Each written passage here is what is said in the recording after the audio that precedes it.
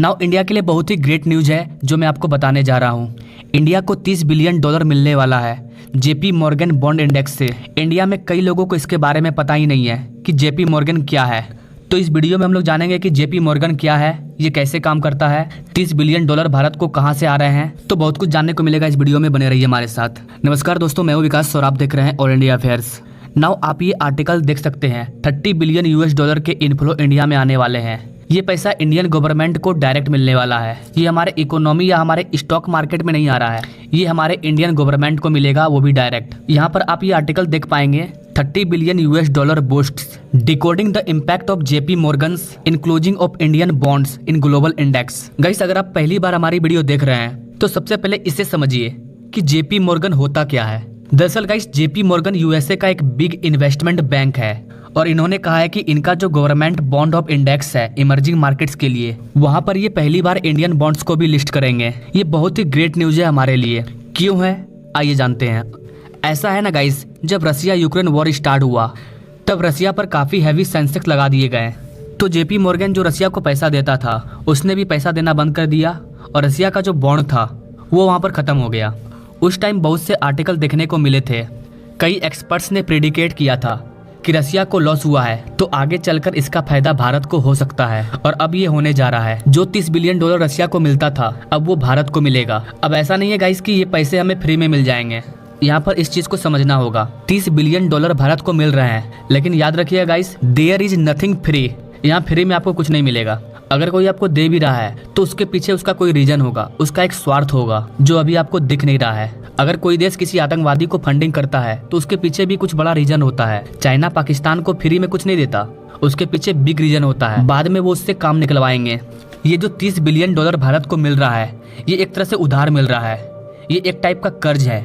अब आप बोलोगे कि कर्ज मिल रहा है तो काहे का ग्रेट न्यूज, कर्ज का ब्याज भी तो जमा करना पड़ेगा। इंडिया का डेट ऑलरेडी बढ़ चुका है, आपका कहना सही है, लेकिन आपको सबसे पहले यहाँ पर इस चीज को समझना होगा।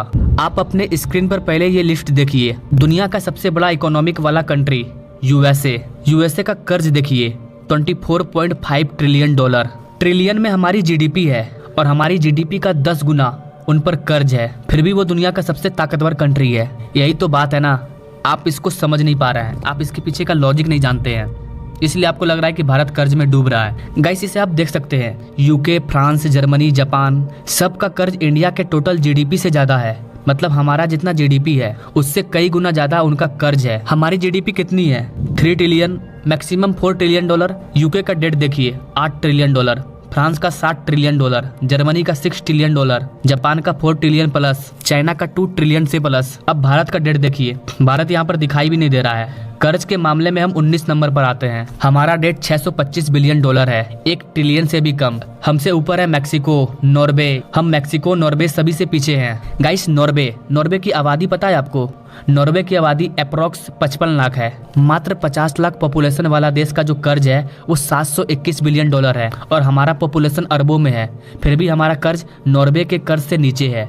तो जो लोग बोलते हैं कि भारत कर्ज में डूब रहा है, उनको ये सब जियोपॉलिटिक्स के बारे में पता ही नहीं है कि दुनिया चलती कैसे है। आज आपको जितने भी डेवलप कंट्री दिख रहे हैं सब कर्ज लेकर के डेवलप हुए हैं। अमेरिका, जापान, लंदन, फ्रांस, ये सारे कर्ज लेकर विकसित हुए हैं। इनका कर्ज आप देख सकते हैं ट्रिलियन में है, भारत के जीडीपी से ज्यादा इनका कर्ज है। और अगर भारत का थोड़ा सा कर्ज बढ़ जाए तो पूरी मीडिया परेशान हो जाएगी, पूरे देश के लोग परेशान हो जाएंगे, सरकार हटाओ, कर्ज बढ़ गया है, भारत डूब जाएगा, ये वो।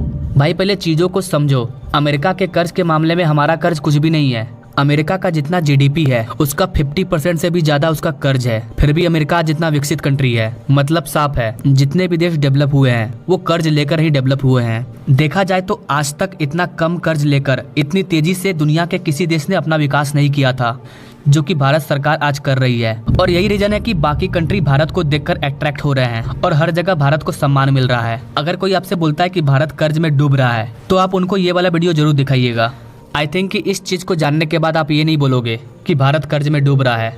भारत एक विकासशील कंट्री है तो नो डाउट कि हमारा कर्ज बढ़ेगा। एंड आई थिंक गाइस ये चीज भी आपको क्लियर हो गया होगा कि $30 ट्रिलियन भारत को कर्ज मिलने वाला है। इसका हम खुशी क्यों बना रहे हैं, क्यों हम बोल रहे हैं कि ये ग्रेट न्यूज है इंडिया के लिए।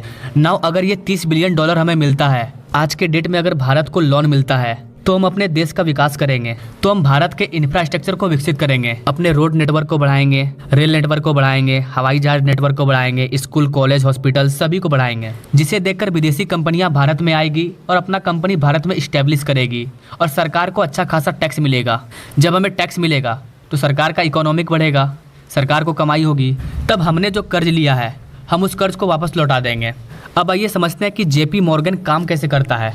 ये इतने सारे देशों को कर्ज दे रहा है, तो इसके पास पैसा कहाँ से आ रहा है, ये किसका पैसा हमें दे रहा है। गाइस, जेपी मॉर्गन जो कि गवर्नमेंट बॉन्ड इंडेक्स है इमर्जिंग मार्केट का, जो लोगों का पैसा इन्वेस्ट करती है, लेकिन एक ऐसे जगह पर जहाँ पर उनका पैसा सेव रहे और उनको ब्याज के रूप में लगातार रिटर्न मिलता रहे, और इसीलिए अच्छे कंट्री में अपना पैसा इन्वेस्ट करते हैं। कोई भी सरकार अगर कर्ज लेती है तो वो उसका 6 से 7% ब्याज भरती है हर साल, और 8-10 साल में पैसा भी वापस करती है जितना उसने लिया है। जेपी मॉर्गन को आप इस तरह से समझ सकते हैं, जेपी मॉर्गन एक टाइप का मॉल है और ये लोग अपने मॉल में बॉन्ड बेचते हैं सारे देश का, जैसे कि चाइना का बॉन्ड, साउथ कोरिया का बॉन्ड, अफ्रीका का बॉन्ड, फ्रांस का बॉन्ड, यूएसए का बॉन्ड आदि कई कंट्री हैं। अब सवाल आता है कि ये बॉन्ड खरीदता कौन है। तो जो भी दुनिया के बिलियनियर्स हैं, जो भी अमीर लोग हैं, वो अपना पैसा इन्वेस्ट करना चाहते हैं। मान लीजिए कि कोई बंदा है जो बहुत ही अमीर है, उसके पास बहुत पैसा है और वो अपना पैसा इन्वेस्ट करना चाहता है, तो वो एक ऐसा जगह खोजेगा जहां उनका पैसा सेव रहे और उन्हें ब्याज भी मिलता रहे। और जेपी मॉर्गन पैसा इन्वेस्ट करवाने के मामले में एक ब्रांड बन चुकी है जो लोगों के पैसों को इन्वेस्ट करता है। जब वो बंदा जेपी मॉर्गन इंडेक्स यानी कि इस मॉल में आएगा और बोलेगा कि हमें पैसा इन्वेस्ट करना है, तो जेपी मॉर्गन उसे बॉन्ड दिखाएगा, बोलेगा हमारे पास बहुत सारे बॉन्ड है, आप किस में पैसा इन्वेस्ट करना चाहते हैं। फ्रांस का बॉन्ड है, यहाँ इन्वेस्ट कर सकते हैं, यूएसए का बॉन्ड है, यहाँ इन्वेस्ट कर सकते हैं, यूके का बॉन्ड है, यहाँ इन्वेस्ट कर सकते हैं, अभी हाल में ही इंडिया का बॉन्ड भी शामिल हुआ है, आप यहाँ पर भी अपना पैसा जमा कर सकते हैं। तो उस बंदे को जिसमें भी पैसा इन्वेस्ट करना होगा वो अपना पैसा इन्वेस्ट करेगा। अगर मान लीजिए भारत के बॉन्ड में कोई आदमी पैसा इन्वेस्ट करता है तो इंडियन गवर्नमेंट को वो पैसा मिलेगा। इंडियन गवर्नमेंट इस पैसे का यूज करेगी अपने देश में और हर साल इसका ब्याज भरेगी, जो ब्याज उस बंदे को जाएगा जिसने भारत का बॉन्ड खरीदा है या जिसने भारत के बॉन्ड में पैसा इन्वेस्ट किया है। अब यहाँ पर एक और सवाल आता है कि जेपी मॉर्गन ने किसी कंट्री को पैसे दिए और वो कंट्री पैसा वापस नहीं कर पाया, तो इस केस में क्या होगा। तो गैस, कुछ कंट्री ऐसी होती है जो पैसा ले लेती है और लेकर बैठ जाती है, दे नहीं पाती है। जैसे कि पाकिस्तान, आपने सुना होगा कि पाकिस्तान कर्ज में डूब चुका है। इसका मतलब ये नहीं है कि पाकिस्तान का कर्ज भारत से भी ज्यादा हो गया है, ऐसा नहीं है। पाकिस्तान का जो कर्ज है वो 100-200 मिलियन डॉलर होगा, लेकिन वो अपने कर्ज को लौटा नहीं पा रही है, अपने कर्ज का ब्याज जमा नहीं कर पा रही है। तो जो वर्ल्ड बैंक है जिसने भी पाकिस्तान को कर्ज दिया है वो दोबारा पाकिस्तान को कर्ज नहीं देगा। लेकिन गाइस, भारत तो आगे बढ़ रहा है और हम कर्ज का ब्याज भी देते हैं और जेपी मॉर्गन उसी को अपना बॉन्ड बनाती है जो कंट्री विश्वास के लायक हो। आई थिंक कि आप समझ गए होंगे कि जेपी मॉर्गन क्या है और ये कैसे काम करता है। आपको ये भी समझ में आ गया होगा कि जेपी मॉर्गन में भारत को जगह मिली है, वो भी पहली बार, और हमारी गवर्नमेंट को 30 बिलियन डॉलर मिलने वाला है। और गाइस, ये सब हो पाया है रसिया की वजह से। भारत पिछले 10 सालों से कोशिश कर रहा था कि हमें जेपी मॉर्गन में जगह मिले। हमारी इंडियन गवर्नमेंट ने जेपी मॉर्गन से कहा था कि आपका बहुत बड़ा मॉल है, आप हमारी बॉन्ड को भी रिप्रेजेंट करो, अगर आप अपने इन्वेस्टर को हमारा बॉन्ड दिखाओगे तो वो हमारे बॉन्ड में भी निवेश करेंगे। लेकिन जेपी मॉर्गन मान नहीं रहा था। लेकिन जब रसिया यूक्रेन में वॉर स्टार्ट हुआ तो जो जेपी मॉर्गन है वो यूएसए में है और यूएसए की गवर्नमेंट के कहने पर इन्होंने रसियन बॉन्ड को खत्म कर दिया, रसियन बॉन्ड को अपने इंडेक्स से बाहर निकाल दिया।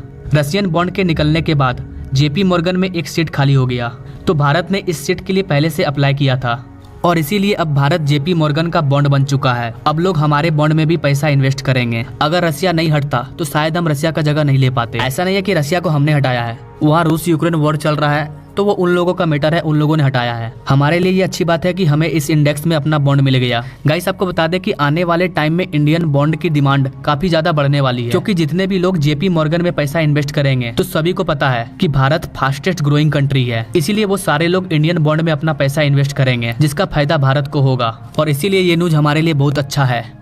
अब ऐसा नहीं है कि 30 बिलियन डॉलर अचानक से हमें मिल जाएगा, ये पैसा धीरे धीरे इंडियन गवर्नमेंट को मिलेगा।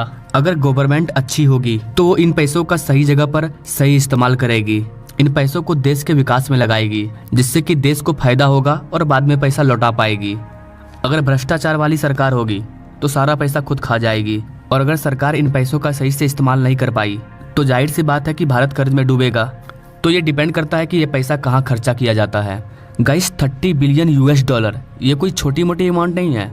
गाइस हम बात कर रहे हैं 2,40,000 करोड़ की, और ये बहुत बड़ी अमाउंट है जिसका यूज हमारी सरकार बहुत सारे चीजों में कर सकती है। रोड का विस्तार करने के लिए, इंफ्रास्ट्रक्चर का विस्तार करने के लिए, एयरपोर्ट की संख्या को इंक्रीज करने के लिए। वैसे अभी भारत में एयरपोर्ट की बहुत जरूरत है और बहुत ही कम एयरपोर्ट है हमारे यहाँ पर, तो ये चीज आगे देखने को मिलेगा कि सरकार इसका यूज कहाँ कहाँ करती है। फिलहाल ये न्यूज हमारे लिए बहुत बड़ा है, बहुत ही ग्रेट न्यूज है। इंडियन गवर्नमेंट का जो 10 साल का कोशिश था वो रंग लाया और हमें जेपी मॉर्गन में अपना बॉन्ड मिल गया। आई थिंक गाइस आप इन सारी चीजों को समझ पाए होंगे।